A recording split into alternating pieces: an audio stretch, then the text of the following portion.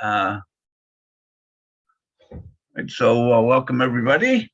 I'm Michael Naylor, and I'm the director of the Maine Enneagram Center for Transformation and Wellbeing.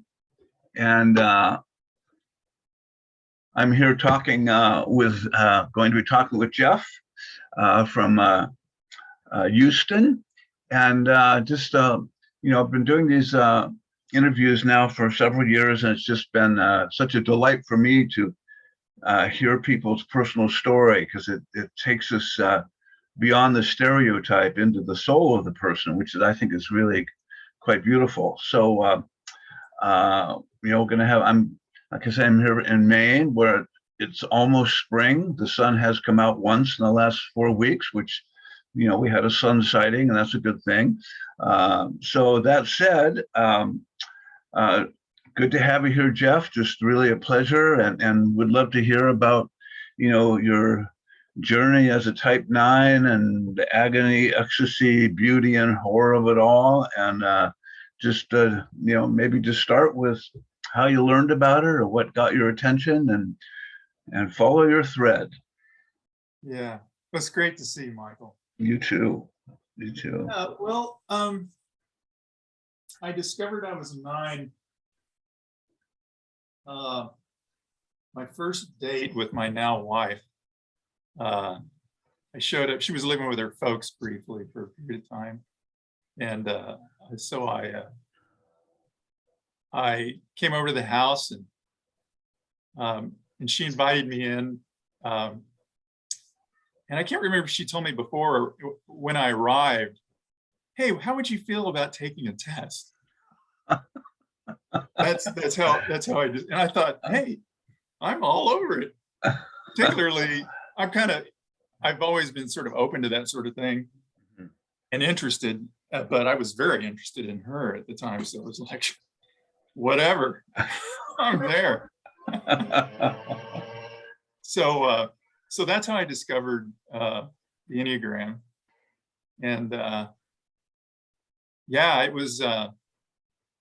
was very interesting. I took the ready, so it's quite a few questions. It takes a little time to take it, and I've taken it several times since over the years.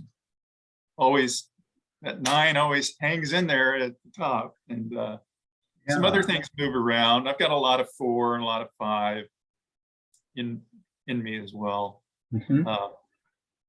But anyway, that's how I came across it. And when I took the test, and it said, here's the result, and she explained it to me, it was like, yeah. Mm-hmm. And and I've done, as lots of, I've virtually lived and continue to live in a Enneagram workshop, living with my wife. I feel like I'm very much into it, but compared to her, I'm a poser. But I shouldn't compare myself to her. But in subsequent years, going to workshops of yours and others, and lots of teachings, and it's only reinforced what a 9 I am. And it's been a real journey to see. When I first discovered I was a 9, I thought, oh, that's lay down, that's a fit. But then, you peel back the layers of the onion, and it's like, oh, wow, the beauty and the terror of it all unfolds. Yeah. Well, so say a little bit about how you identify with, the pattern of the 9. What sort of stood out as, this sounds like my territory. Yeah, I think the things that, I think it's sort of the extremes helped me really identify, like what I came to learn kind of on the downside, things that would show up in the lower levels were not pleasing to learn, or to actually let it in, but were very telling, you know. And then the other side of it, you know, in that at the highest levels, that was, you know, it's always nice to hear, you know, here's my superpower, you know, and and so you recognize it, you go, yeah, you know, I do make a lot of room for people, and I'm really easy with and interested to know who they are, and Mhm. find their position valid. You know, I don't go into it thinking I need to validate this person. I just end up validating them, I think, by just being there as an open presence to hear where they're at, you know, and Well, value what they have to say. so what, you know, sometimes we call, I mean, there's a lot of different names for the 9, but, you know, easygoing, self-effacing type. Yeah, And, you know, like kind of that laid back, chill, the chill factor. The 9 can be yeah, really good at, you know, bringing the chill and the relaxation of concern, you know.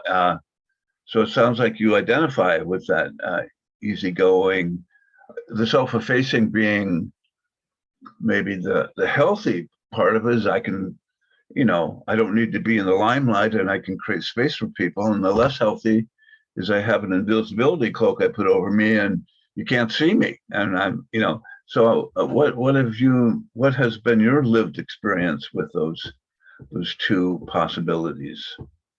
how much time do you got?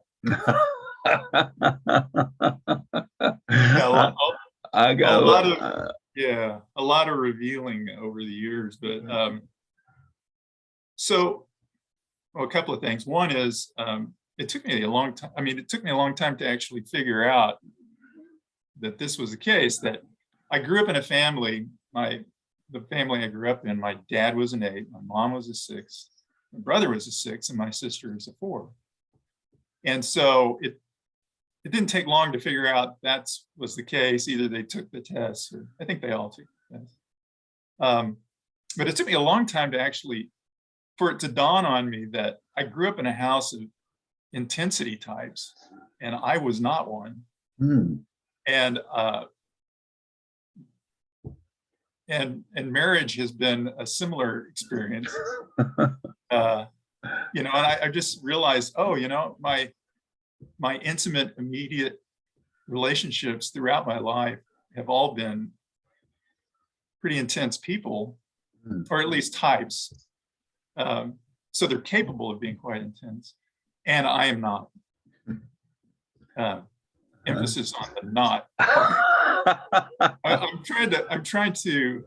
It's been a journey of finding my intensity, Hmm. and actually starting with just trying to arrive and be there, Hmm. and then kind of, you know, if I feel some intensity, to not turn it off. Yeah. So there's that. Repeat your question, or prompt me here a little bit. I had several things to say. Oh yeah, yeah. So you know, one of the magic tricks of the 9 is that they can like sort of disappear right when they're in front of you. You know, Oh, they have a way of blending into whatever the atmosphere is, so what has been your experience? What's your sort of yeah. idiosyncratic take on that? I was really interested in that description when I first heard it, because I just had the intuition like, oh, therein lies. This is a really fruitful path of investigation. I just can sense it. But it sort of puzzled me. But then, you know, but then you think, and you kind of think about different situations, and you go, oh yeah, yeah. I So I'm a middle child. I followed my older brother. You know, I arrived on the scene on planet Earth about a year and a couple months afterwards. And my brother, especially as a kid, was just so full of energy. So he was a Hmm. powerhouse energetically. Hmm. And so this very energetic 6, and then Jeff, who was not. And it's just a trip to watch home movies from that time before my sister arrived, and it was just he and I, or even after my sister arrived, he was a 4. I was just, all the space was taken up by my brother, and I was just kind of right there beside him, but in the shadow, and seemingly happy to be there. So yeah, so that I can look back now and see that kind of standing, I don't want to make too much of the shadow. It was more like I've come to see, I seek it out. I have sought out the not in the way space is the best way to put it. I was always concerned with and kind of really good at making room for everyone. It's almost like a dance floor, and everybody's dancing, and I'm dancing really well, but it's to get out of their way. Like a master ballroom dancer, just getting out of everybody's way. Yeah. And that's not, it's very funny, but it's not fun to see. To really Yeah. realize, oh my gosh, that's what I do. That's my MO. Yeah. You hear all the great things about a 9, and then you hear these other things, which some of them are not very flattering. And I notice, it's funny, the longer I've been at this, like almost 25 years, and the longer I've been a 9, known that I was a 9, the more it sort of can irritate me, this descriptions of a 9. And I don't really have a lot of explanation for that. I could give you some explanations, but I'm kind of more interested in the fact that it's just true, that this has gotten to bother me. And I think it's that I'm finally beginning, maybe in some ways just now in the last year, to really want to go down that arrow towards 3 in integration. Well, yeah, so that's, it's an interesting thing, is that in my tiny perception, it seems like the personality patterns are survival patterns that, you're doing that dance of survival with that, brother who is, full-fledged out front energetic. And it's like, okay, how do I make it safe for myself here? Because I don't have his energy. But it seems like there's two sides of it. One is, and again, when we're little ones, it's just the pattern. But one side of it is, I want to make space for him, because I care about him. On the other hand, I don't want to get in the way either, So, we often say 9s are really sensitive to how, the peaceful atmosphere in the family. They don't want to cause any more friction than there is. And they often can really sense where the suffering is, and they just want to be a calm force. So that's, that's a really sort of kind pattern, right? And then when it becomes a lifestyle, because it will, it's sort of God's sense of humor. Whatever you develop to survive, now you have to undo it when you become an adult. And then when you start to undo it, it feels like you're going to die. So, oh boy, let's go jump in and go towards 3, right? So when you were in high school, do you remember how your 9ness manifested?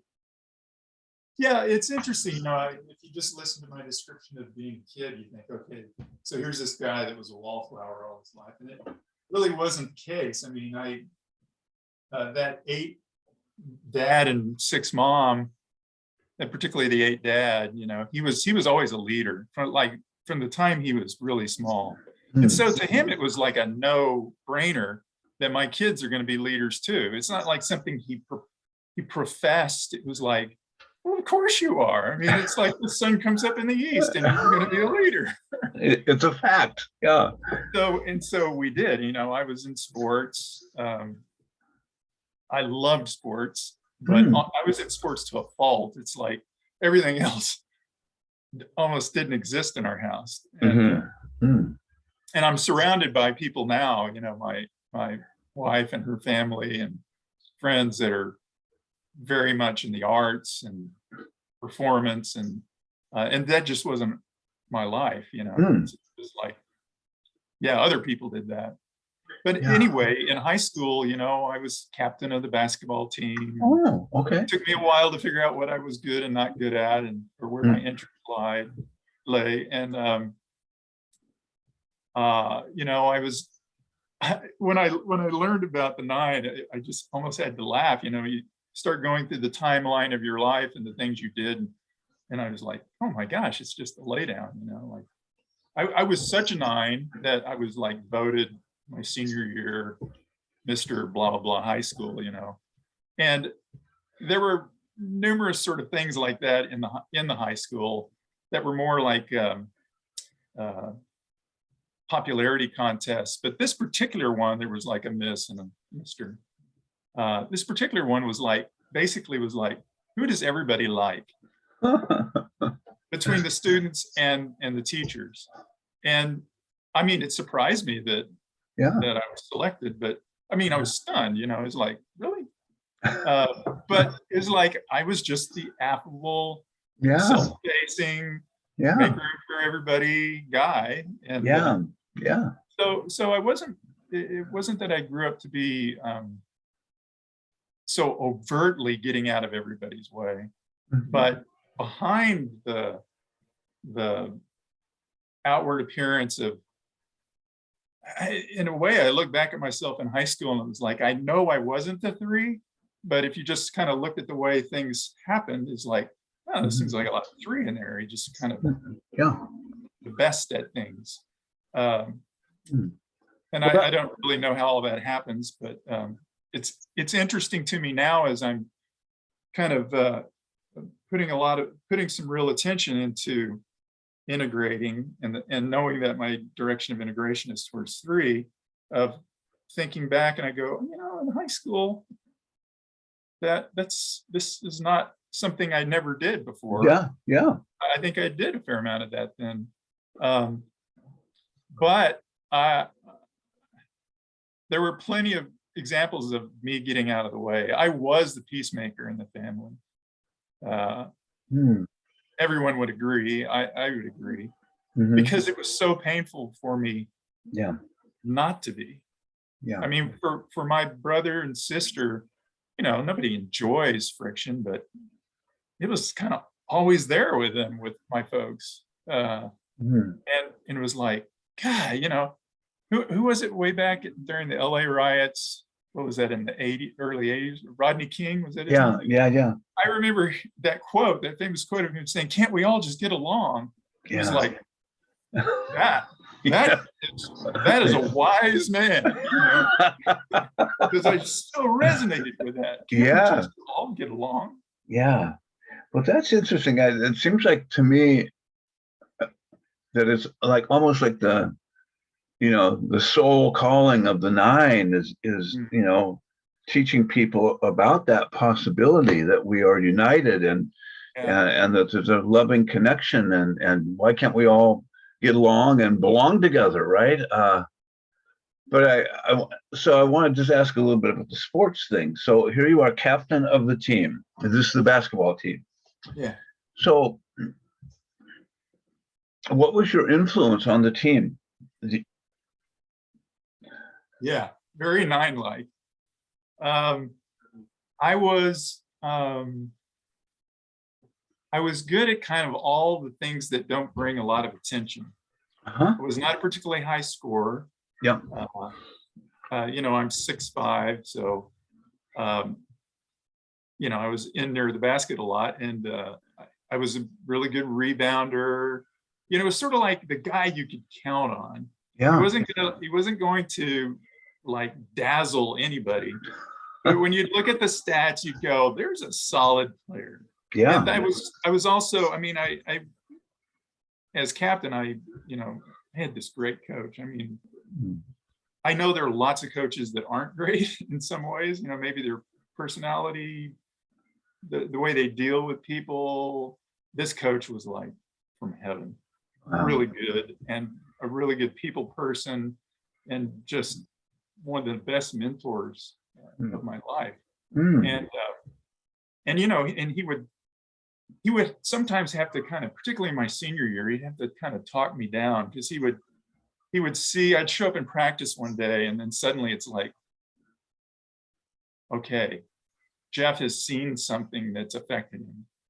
And I, you know, this particular memory, I had gone to see a team that we were likely to play if we advanced into playoffs, which we did, and this one star player, and I was just so amazed at what he did, and I thought, you know, you should push yourself, and you could be like that or more like that. And so I showed up in practice, and after a practice or two, the coach pulls me to the side, and I don't remember the whole conversation, but the upshot was, he said, you know, Jeff, this is not for you. And, you know, if it'd been my sophomore year and I had 3 years to go, you know, it might have been a different thing, but this is like, you know, halfway through my senior year. And, you know, he said, you know, you're so good at finessing under the basket. You're so good at, and I need your leadership, and being the star, dribbling behind your back on the breakaway is not what we need right now. That may be somebody else, but that's not you. And right away, I was a little disappointed, but right away it was like, he was appealing to, you know, he was complimenting me on my strengths, and then sort of without saying it, showing that if you just pull it back a little and stay out of the way. And I responded to that. It was like, yeah, I am good at that.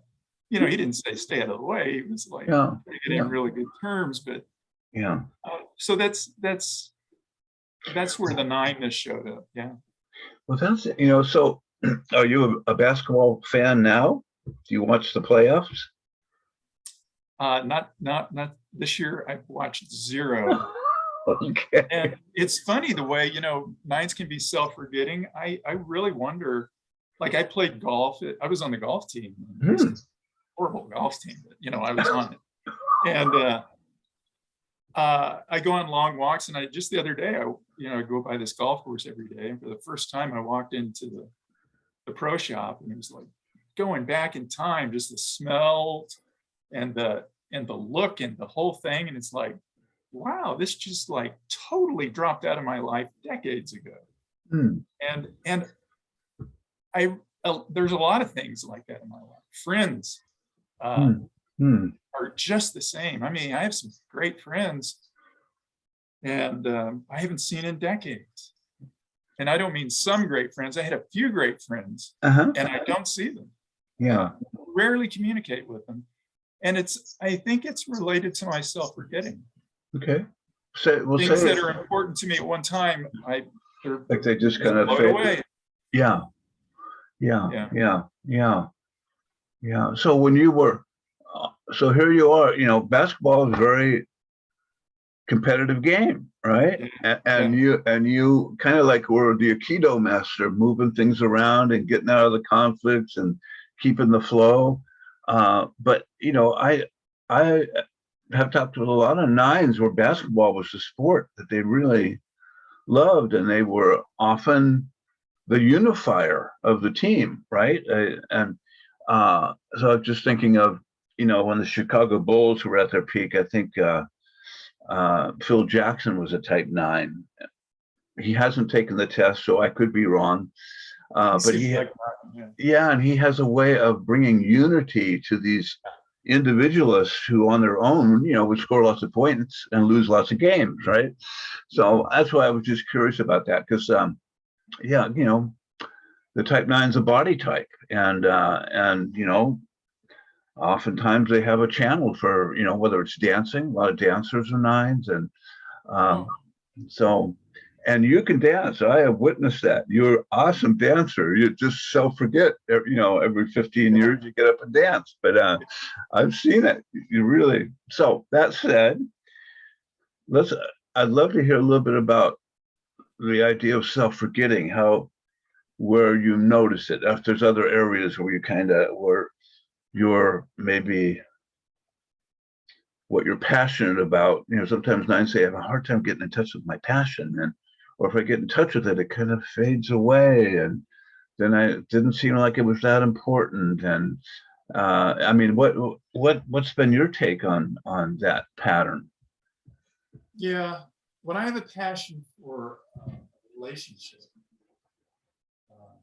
that doesn't go away.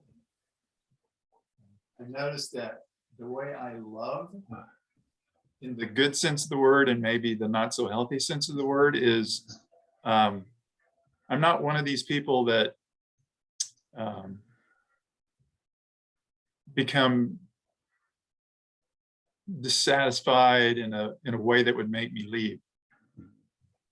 I can forget about what's healthy for the relationship and not contribute to it enough. Mm-hmm. You know, there's so many things that happen when I walk into the fog, and they affect everything, including relationship. But the way I love is, my experience is other people can fall in and out of love with me, but I don't fall out. Yeah. Mm-hmm. Remind me of the question again. Oh, well, just we're talking a little bit about self-forgetting and loss of passion, but it sounds like that relationship is something that's really anchored. Yeah. I think that's the thing that is consistent. So Mm-hmm. everything else is open to me forgetting myself. Mm-hmm. So the self-effacing thing, which is to me related to it, it's just this willingness to this overriding willingness and propensity to put other things in front of what I want, to the degree that I really do have a hard time deciding what it is I want. I mean, from the smallest thing to the most important thing. Mm-hmm. So the thing that the example people I notice like to use around describing nines not being able to make up their mind is like, where are we going to go eat? And so basically my attitude is wherever everybody else wants to go. But then I'm on, as a longtime Enneagram person, I'm on to the fact that, hey, people are going to be looking to see whether or not I have an opinion. So I'll have an opinion, but it's always parenthetically accompanied by, but whatever you guys want is fine with me. Yeah. But I did give you my opinion. Yeah. But it's like the tendency, the compulsion is not a tendency, the compulsion to qualify my desires, if I can even get in touch with them, mm-hmm. is so thick. I'm constantly amazed by it on a daily basis. Mm-hmm. I mean, just last night, talking to my wife about something, and we laughed about it, but it's like, it's hard for me to get to the point because I'm so busy couching things. Yeah. Yeah. So that self-effacing thing of making myself the need to make my desires secondary. It is like I thought last night when this happened. It is like a threat, and I've heard you say it's like for the nine, it's like he's going to die. That's not a bad description of how it feels. It's like, so why did I not just say it? Because I can't. It feels like I'm gonna die. It feels like I can't. If I didn't do that, it would be like, oh, I'm setting us both up for all sorts of, whoever both of us are, whoever I'm talking to, it's setting us up for a misunderstanding or just walking away and them thinking, well, he knows what he wants and to hell with what I want. Which is so hilarious because the nine is the last person that's going to do that to you. But the nine is constantly thinking that's what I'm doing to people. Yes. Yeah. I can't do that to people. And, Yeah, it's Yeah. like if it's like asserting yourself gets mixed up with aggression or unkind behavior. Uh, that, but I think also, for all the types, when we start to go against the pattern, in a healthy way, it, fear of, terror comes up. It's like, the ego's going, you will die if you become more like a three, the end of you, right? People will be mad at you and you'll become narcissistic and you'll be alone. You'll be cut off from, oh, well, great. Well, I think I'll stay in the 9 zone then. I mean, why would I want to lose everybody I care about? But it goes deep, I think. It's not it's not a fast fix, right? Like, yeah. So It's not a fast fix, and maybe it's just where I'm at right now. I don't know if you look at this later, but I do feel like I've gotten really just where I'm at in my life and how my age and my passion and desire. I really have this desire to integrate and to face right into these things. And before, I would hear about what I did and what I don't do. And, I had this picture and I understood all the interactions. And then, we're kind of masters at being whoever we are. And I'm a master at being a 9. And so I can kind of push this away and that away and ignore this and put that off. But then when you get really serious about facing into it, it is terrifying. Maybe terrifying isn't always the word, but it must be, because the effort I'll go through to not go right towards the thing that scares me, that I have not done most of my life, without kind of like finessing it. And, 9s are, this 9 is a master manipulator. I can kind of get what I want, which is usually to stay where I am by dancing around it and making it look like I'm going to do that. I'm not even thinking I'm not going to do that, but then I look back on it. I remember being in a relationship that fell apart after a number of years, and when we were breaking up, she said to me, Jeff, you're the most stubborn person. You're so stubborn. I was floored, because I was equating being Mr. Easygoing, always able to see other people's side of things, as how could that person be stubborn? But I came to see, oh my gosh, I'm stubborn, and I hide it by manipulating the situation with great ease and not much consciousness. Yeah. To not have to do what you're asking me to do. I almost said to get what I want, but I'm often not even that aware of what I want. I just know I don't want to do what you're saying I need to do now. Yeah. And well, it's like the automatic pilot of the type. It's like that's when it's in possession of us, right? Like it just does this thing, and then someone says you're stubborn, and you're going, how could this possibly be?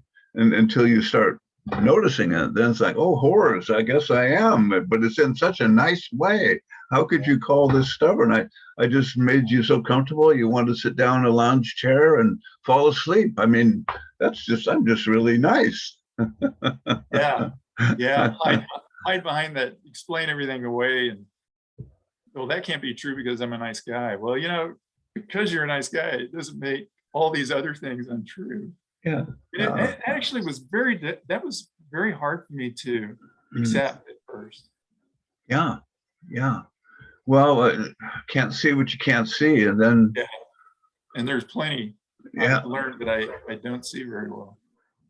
Well, I mean, that's the good news about having 4 or 5 lifetimes to work on this stuff. It's really a work in progress. So being 64, I sometimes think of it in those terms now. It's like, I don't know if I've got enough time. I plan on living to be very old, whether or not it happens. But I'm not sure 30 years is going to be enough time to get where I want to get. So yeah, I may be working on this for a couple of times around. So how do you work with anger now? How do you Do you notice it? Is it in the aftermath? Is it in the moment? What's true for you? Anger, once again, it's hard. It's always been hard for me to see that I have any anger. But, all I have to do is really sit and look. And it eventually, I guess I would used to say I'm not an angry person because I would let my anger out so rarely. But that's only because, I just had it shoved so far down and found it so unappealing. I hated the way I dealt with anger because I'd be trying to hold it down, and I would be, and I'd be dealing with somebody and it's just like coming out of my pores, while I'm trying to hold it in, and I'd be very aware of it. And I can't remember how it goes, but it is so true for this 9 that I get sad around anger. It's not my 8 dad. I did not like his 8-ness. What I learned was 8-ness when I was a kid. And it probably really informed what I, would say. I'm not going to allow that in myself. But, my dad's last years before he passed, and I was present, I was kind of the go-to kid as he was passing and was going through memory care and all that. So I spent a fair amount of time around him, and I just came to really appreciate, it kicked my butt, as he was going through issues with memory care and all that, and being this lion of an 8, and railing against, checking out. But I learned so much, and one of the things I came to really appreciate was how clean his anger was.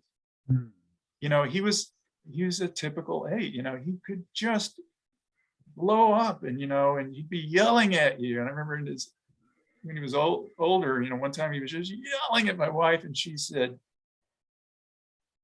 his name and then said, "You are yelling at me." And he was like, "I'm not yelling at you." For him, he just wasn't. But he'd just be railing, and whatever the issue was. And then it was so baffling that, he could be this, if anger was a color, he'd be this bright red.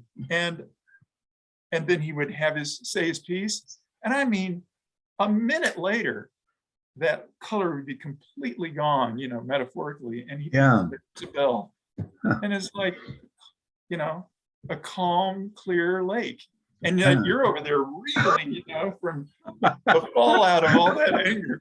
But for me, it's just the opposite, it's, and I've put off, I've worked on it over the decades. I've been informed by the Enneagram, but I once again, I feel like I'm really stepping into it now. And I know this will really surprise you, Michael. As I've stepped into trying to deal with anger, it is kicking my butt. But, that's... Well, what do you notice?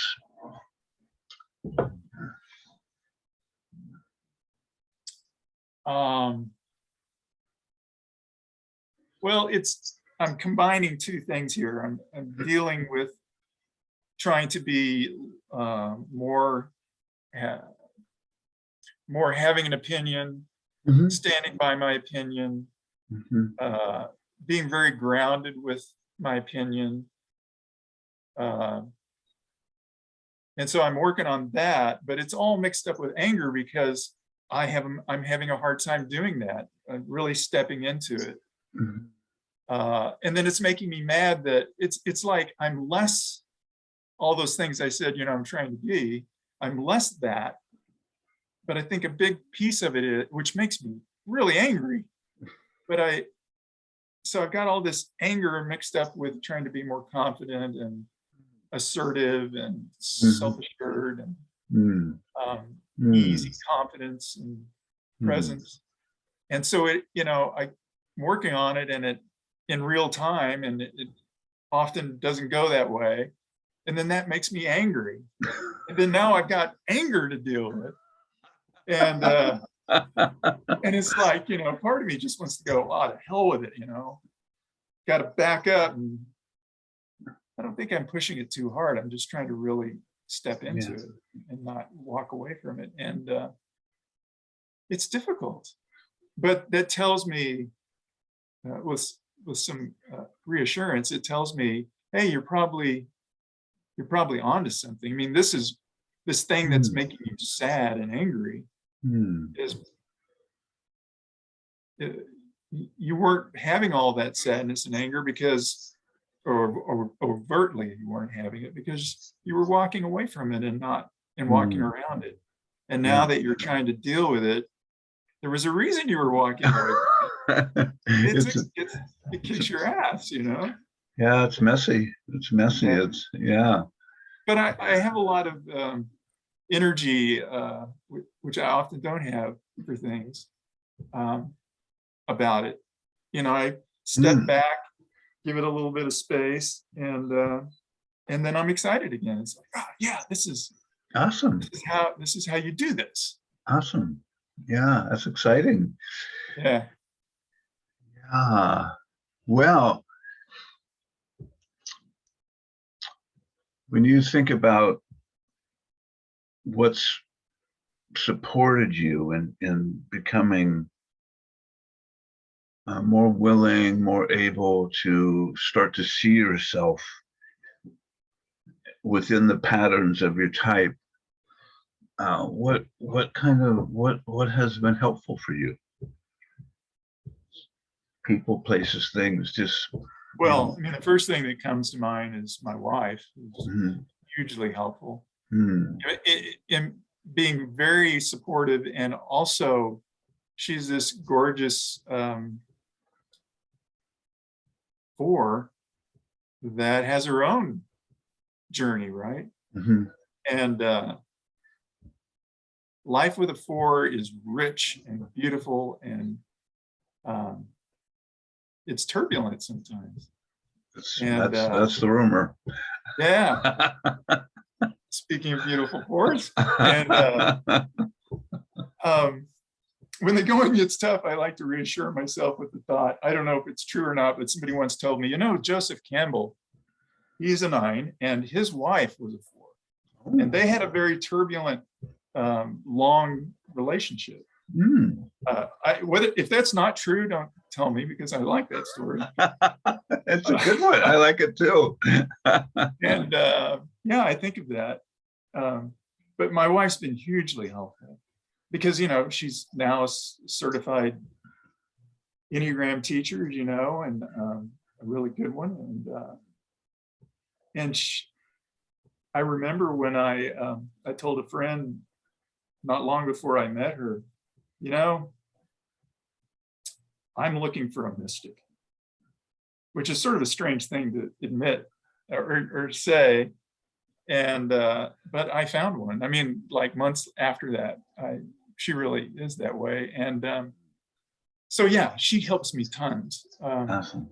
Not only, like as a teacher based on what she knows, but also just we have lots of opportunity to live into living in relationship and trying to be awake. And it doesn't always look awake. But I think the net effect is, yeah, that helps. The other thing, well, the Enneagram itself has been so helpful, and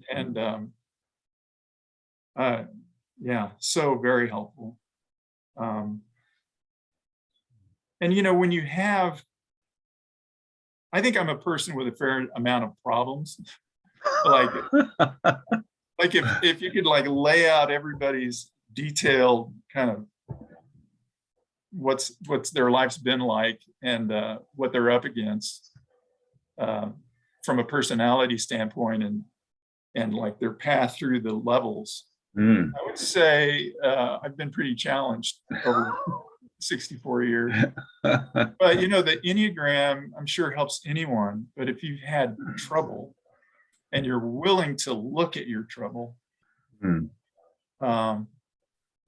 embrace it, embrace the whole 9 yards of your life, Hmm. Enneagram is so helpful with that, Hmm. because the really great stuff about you in the Enneagram is right there with all the challenge, right? When you look at the Yeah. whole levels thing. I remember once listening to a Russ Hudson tape, and he was going through the 9 levels by type. Hmm. And I was driving down to see my dad, from Houston to San Marcos, and I'm Maggie said, you may want to listen to this, and she explained what it was. And so I about halfway through the drive, I pop it in and I'm listening to it. And he starts at level 1 and he goes through the 9 levels. And I pick up the phone, I call her, I'm like on level 2, already been through 1, I'm on level 2, and I'm going, I am on cloud 9. This is such a great tape. Everybody has to listen to their tape. She said, oh, that's great, Jeff. And just was laughing and said, well, just know that as you get on down through the levels, it is very insightful.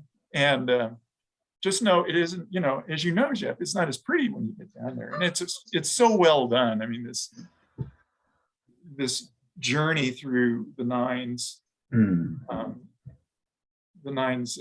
levels. And and then I picked up the phone. I was like in level 6 or 7, and I knew, what the nature of 7 and 8 and 9 were going to be like. And I was like, oh man, you're right. I mean, I don't even know if I should keep listening to this while I'm moving, because it's just bringing up all the things, and I knew about what had happened in my life and the nature of it, but it's like, oh God, my life is shot through with this stuff. So, Yeah. but I mean, that's the Enneagram. It's and I'm a very grateful member of AA, and 20 plus years of sobriety, and so I'm well familiar with looking at trouble and embracing it, admitting it, turning it over. Yeah. And the Enneagram is such a nice fit for all of that. Yeah. Yeah. Yeah. Well, it is, I think, what is it? Richard Rohr said, when you really land in your type, it's kind of horrifying. Like, oh God, and it's not for the weak of heart, that's for sure. It's hardball, but the gifts are pretty remarkable. As long as you don't give up and wilt on the side of the road, which might have to do from time to time. But yeah, trouble. Yeah, pack full. I got my container filled with troubled moments, and it all led up towards this discovery. So Yeah. it was for a good purpose. I'm glad I didn't pass away before I got to some of the gifts. So yeah. So when you think about what might have supported you when you were a little guy, or when you're going through formative years and you were in your 9ness, if you let's just say you had a son who was a type 9, and anything that this is sort of for the parents out there. If you got a type 9, this is some ideas for you, so you don't crush the spirit, but call them forward. I mean, anything come to mind for you around how you might help a little guy? Wow, it's amazing to me. I really never thought about it. I thought about other types. Talking about self-forgetting, I thought about other types and their kids. I don't have a 9, and I've sort of forgotten about what, or not even addressed what I would think about would help a 9 child. I'll address that by not directly addressing it, just some things that sort of remind me that I've been thinking about of late. I remember my mom telling me when she was still alive, as an adult, while I was an adult, Mom admitting to me a couple of times, or saying, Jeff, Mike was such a handful you know, your older brother was such a handful, and in the good and the not so good ways, that I really didn't give you enough. You didn't get as much attention as you would have been good for you, Yeah. because I was so busy. I'm smiling because I'm just thinking of all the stories of you know, Mike and how much energy he had. And I remember always telling her when she would say this to me, oh, you know, so Mom, it's okay. Because I knew, I didn't tell her, I knew that's not true. That's just her feeling bad. But Mom was, you know, she was a stay-at-home mom. She was very attentive in lots of ways. But, you know, she lost her mom when she was 6, and raised in a pretty big family by her dad. And Mom suffered from depression, all these things that, you know, we wouldn't admit, but were so obvious. Mm-hmm. Took me years, decades into adulthood to not blame Mom, but just to see that, yeah, you know, she was a present mom that wasn't there. And so I think what could have helped me, or what would have helped this 9, would have been to get a little more of that, a little bit more, or maybe a lot more, just mirroring, you know, the first year.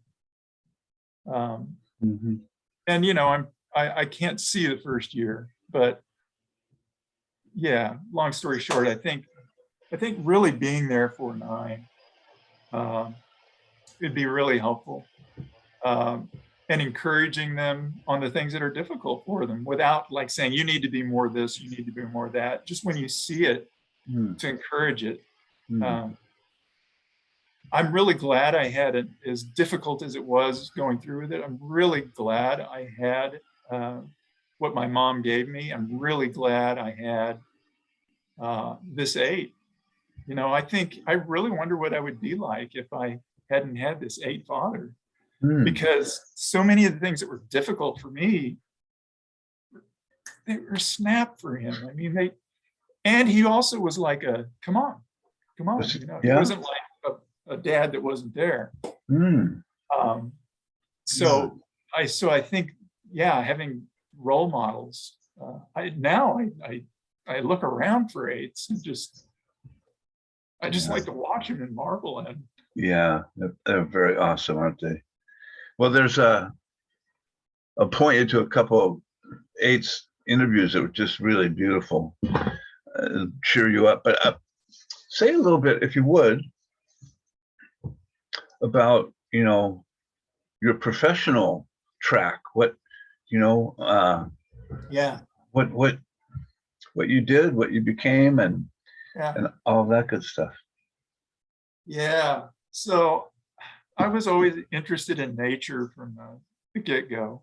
And, you know, through school, I was trying to figure out how I parlay that into a living.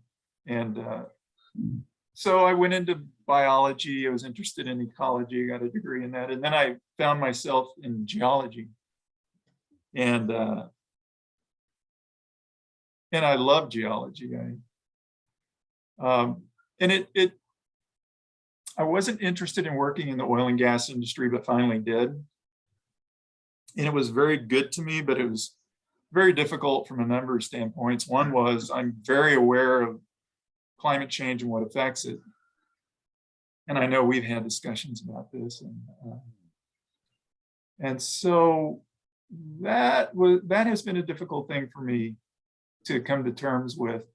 And I'm not totally, I don't think the oil and gas industry is evil. It's just not what this world needs right now. Or we need to be moving away from it, right? And yeah. So that really, I don't know, I'm trying to cut to the chase here. That really affected the way, now that I'm retired from that and gone on to other things, the other things are still sort of evolving as to what they'll be. Last year was very difficult for me from a number of standpoints. Part of it was medical, and it's all kind of dust to settle, and that's good. But I had sort of told myself that I had to atone for my sins in retirement, and I by trying to be I all through my career in the oil and gas industry, the 17 years I was in it, I was very involved in staying on top of climate change issues and how it relates to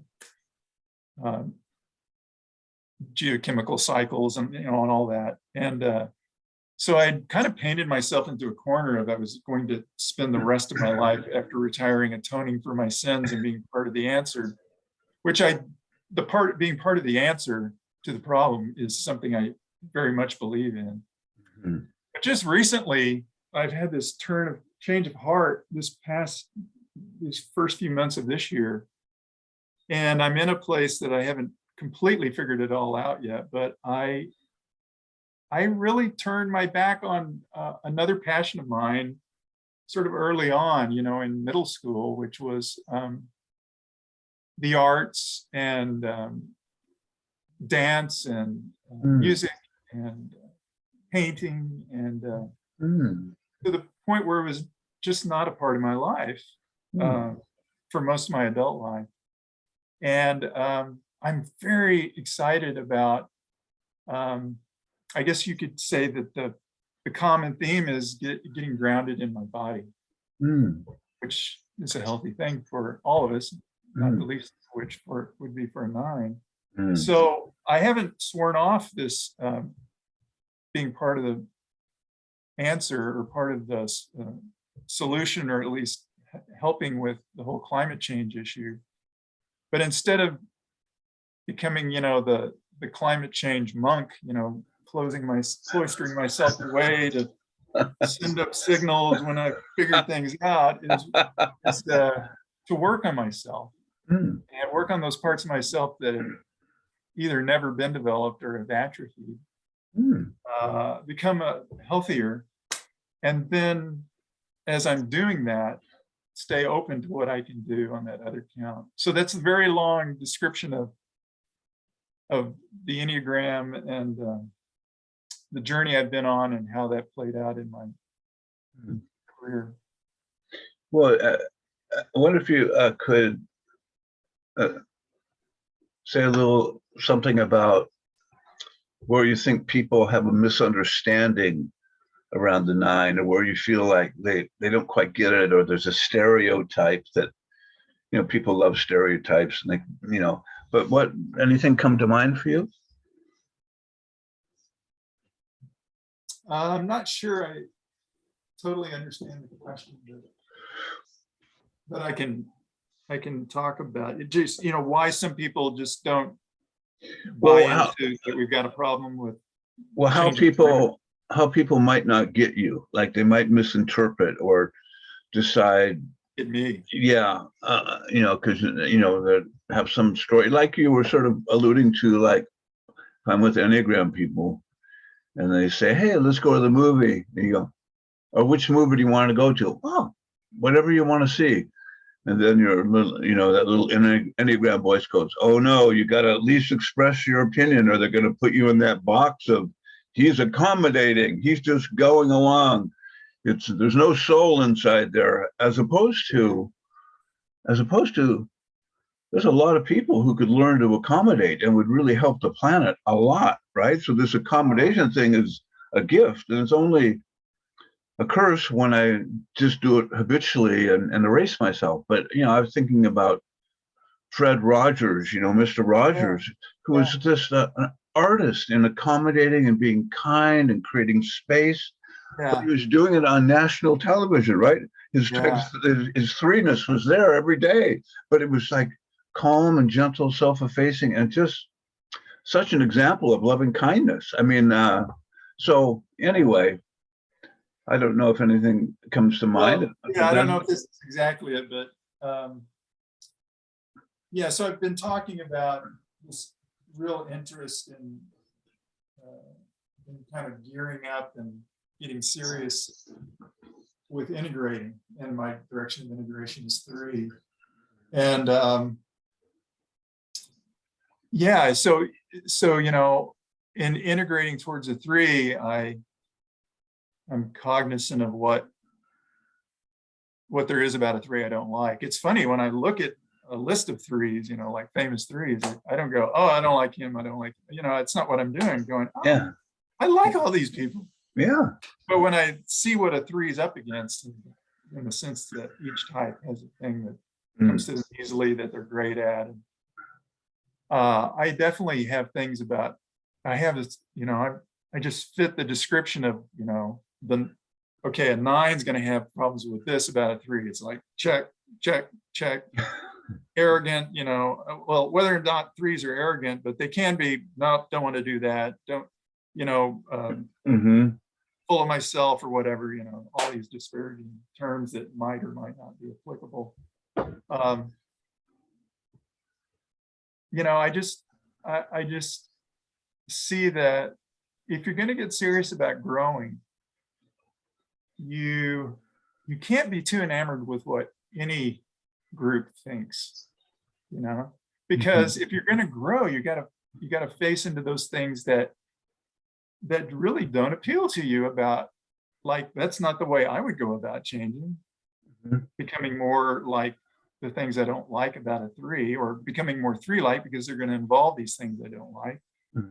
It's saying, well, you know, the group that would include Jeff would not like these things, but this is where Jeff can grow. And then when I move in that direction, I find that I'm not faced with, oh, I'm having to wear this arrogance and this, you know, being full of myself. What I find is, you know, glory is a glorious thing.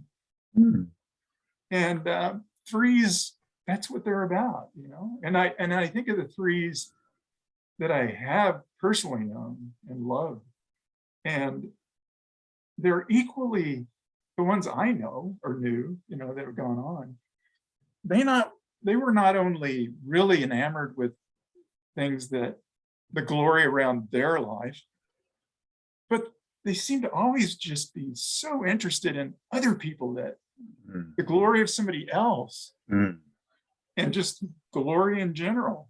And so it's like, don't be too afraid of things that are right over there and you're told this is a good place for you to go.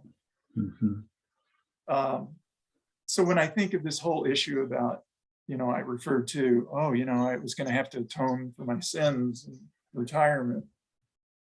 There is that, but when I look at, oh, you know, now I feel this real urge to be less fixated on that and more fixated on, or more interested in growing. And the conviction that if I grow, and as I grow, that's the place that I can give from. I like that. And I don't feel like, I feel like I've got a long ways to go. I don't want to wait until I'm fully realized to give to the world. But this just seems like this seems like the way to go. I mean, you know, when the stuff that really matters, it suddenly shows up in your life. I found that, like, this moment in my life, you don't stand there and go, is that really the way I should go? I mean, when it really fits, it just shows up and you go, that's the way to go. And I'm not going to second guess that. And and there's a part of me that would say, well, you can't be improving yourself when there's so much to do to save the world. And I just have to go, sorry, this is the way I'm going to make any contribution to that other thing. And it's going to take me saying, if other people think, well, Jeff's putting himself first, my answer is damn straight, because that's what the universe revealed to me as the way to go. Awesome. Beautiful.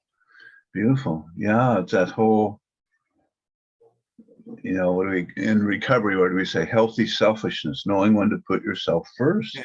And And it's important, and that's a big one for the 9. That's like the groundbreaker. Like I'm putting myself first, and I love that. Sort of one of the phrases for the type 3, the sort of the glory piece, is that we all shine on, and healthy 3 is, everybody gets to shine in their presence, which is really beautiful. And so yeah, well, look, this has just been awesome. Just a pleasure to be with you, and hear your story, and your, can certainly feel your passion for all of this. So just very alive, and your curiosity and authenticity, all that going to 3, telling the truth of your life. And that's healthy 3s are authentic. And of course, you got a type 4 in your life that won't let you get away with anything. Like, wait, whoa, that's not going to fly here. Come here. I see a dark spot. We're going to zap that baby.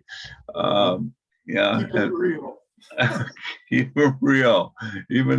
But anyway, any final words for the 9s, or any one you want to address before we close? Well, I've talked a lot about 3 in this interview of the 9. And I don't view it as like, obviously, as losing my 9ness.